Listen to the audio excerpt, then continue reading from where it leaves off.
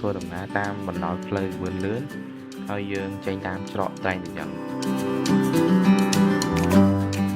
តាមផ្លូវពួកយើងបានចុះបន់ស្រន់នៅកន្លែងរូបសំណាកលោកយាយម៉ៅដើម្បីសូមសេចក្តីសុខសុវត្ថិភាពផងដែរ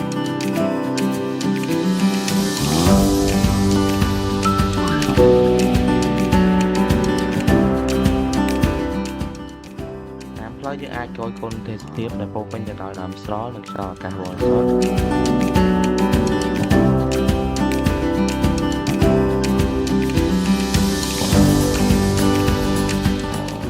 ក៏យើងមកដល់រង្វង់មូលនិពន្ធហើយយើងក៏ទៅរកកន្លែងណាល្អមួយសម្រាប់អង្គុយញ៉ាំបាយថ្ងៃជុំគ្នា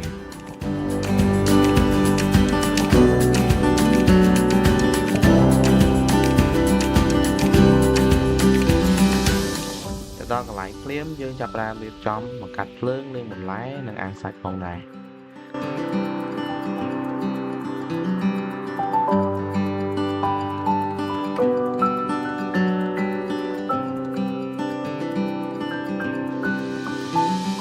ពេលកំពុងចាំសាច់ឆ្អិនយើងក៏បានជជែកគ្នាពីនេះពីនោះនិង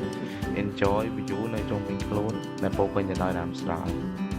បន្ទាប់មកសាច់ក៏ឆ្អិនការញ៉ាំអាហារថ្ងៃត្រង់ជុំគ្នាក៏បានចាប់ផ្ដើម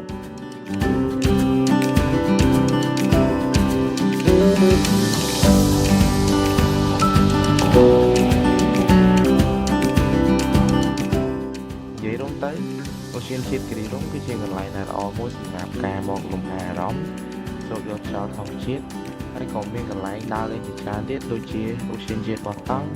ដំណាក់ស្ដេចស្រះស្រង់និងតាមទឹកធ្លាក់នានាផងដែរតែសូមកុំភ្លេចជួយថែរក្សាបរិស្ថានផងកូនខ្មែរមួយរូបនេះសូមបិទវីដេអូត្រឹមនេះហើយជម្រាបលា